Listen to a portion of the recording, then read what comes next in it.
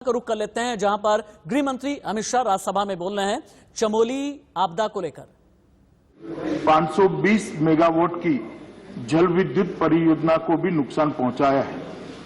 उत्तराखंड सरकार ने यह बताया कि बाढ़ से निचले क्षेत्र में अब कोई खतरा नहीं है और साथ ही साथ जल स्तर में भी कमी आ रही है। केंद्र और राज्य की सभी संबंधित एजेंसियां स्थिति पर कड़ी निगाह रखे हुए हैं। 7 फरवरी 2021 के उपग्रह डेटा के अनुसार ऋषिगंगा नदी के जलग्रहण क्षेत्र में समुद्र तल से लगभग 5600 मीटर ऊपर स्थित ग्लेशियर के मुहाने पर हिमस्खलन हुआ, जो कि लगभग 14 वर्ग किलोमीटर क्षेत्र जितना बड़ा था, जिसके कारण ऋषिगंगा नदी के निचले क्षेत्र में फ्लैश फ्लड की स्थिति बन गई। उत्तराखंड सरकार से प्राप्त सूचनाओं के अनुसार अभी तक 20 लोगों की जानें जा चुकी हैं। ये आंकड़ा महोदय मैं थोड़ी स्पष्टता करना चाहूं तो कल शाम 5 बजे तक का है, वो बदलता रहता है, और 6 लोग घायल हैं। प्राप्त जानकारी के अनुसार 197 व्यक्ति लापता है, जिसमें एनटीपीसी के निर्माणाधीन परियोजना के 139 व्यक्ति, ऋषिगंगा कार्यरत परियोजना के 46 व्यक्ति और 12 ग्रामीण शामिल हैं। राज्य सरकार ने यह सूचना विभिन्न स्रोतों के माध्यम से इकट्ठा की है, जिसमें परिवर्तन संभव है। एनटीपीसी परियोजना के 12 व्यक्तियों को एक टनल के अंदर से सुरक्षित बचा लिया गया है। ऋषिगंगा परियोजना के भी 15 व्यक्तियों को घटना के समय ही सुरक्षित बचा लिया गया है।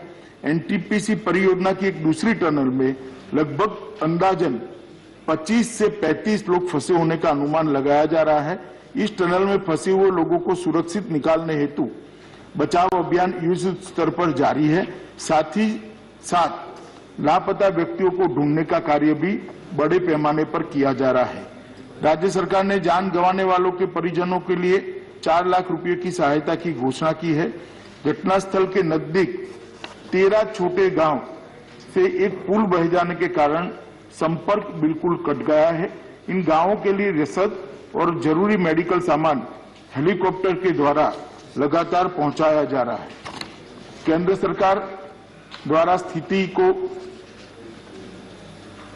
24 घंटे उच्चतम स्तर पर निगरानी की जा रही है। माननीय प्रधानमंत्री जी स्वयं स्थिति पर गहरी निगाह रखे हुए हैं। गृह मंत्रालय के दोनों कंट्रोल रूम द्वारा स्थिति पर 24 घंटे नजर रखी जा रही है और राज्य को हर संभव सहायता मुहैया कराई जा रही है। विद्युत मंत्रालय के माननीय राज्य मंत्री ने घटनास्थल का दौरा किया और चल रहे राहत एवं बचाव कार्य का भी जायजा लिया है। आईटीबीपी ने अपना कंट्रोल रूम वहां स्थापित कर लिया है और उनके 450 जवान सभी जरूरी साजो सामान के साथ घटनास्थल पर राहत और बचाव अभियान में लगे हुए हैं। एनडीआरएफ की 5 टीमें घटनास्थल पर पहुंच चुकी है और राहत और बचाव अभियान में लगी हुई है। आर्मी की 8 टीमें, जिसमें एक इंजीनियरिंग टास्क फोर्स भी शामिल है, घटनास्थल पर बचाव कार्य कर रहा है। एक मेडिकल कॉलम और 2 एम्बुलेंस भी घटनास्थल पर तैनात है।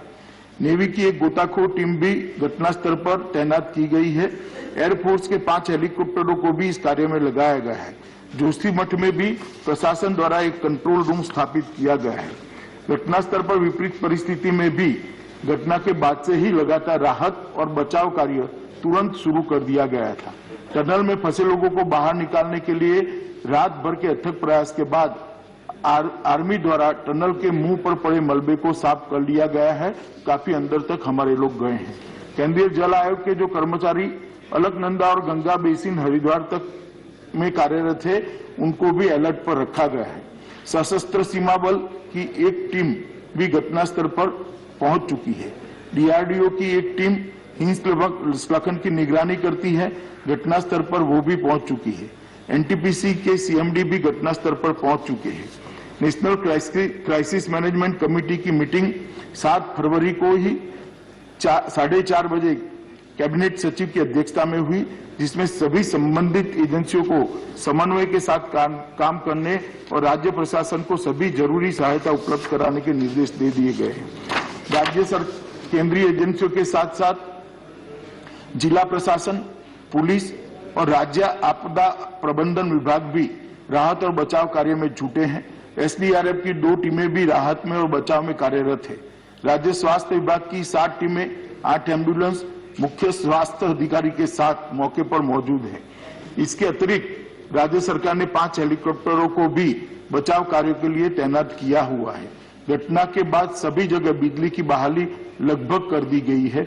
बीआरओ और राज्य पीडब्ल्यूडी द्वारा 5 पूर्ण रूप से टूटे हुए पुलों की मरम्मत शुरू की जा चुकी है। मैं यहाँ ये भी बताना चाहूंगा कि वित्त वर्ष 2021 में राज्य आपदा जोखिम प्रबंधन कोष एसडीआरएमएफ से लगभग 1041 करोड़ रुपए उत्तराखंड के लिए आवंटित किए गए हैं, जिसमें केंद्रीय की प्रथम किस्त ऑलरेडी 468 करोड़ रुपए की राशि राज्य को जारी की जा चुकी है।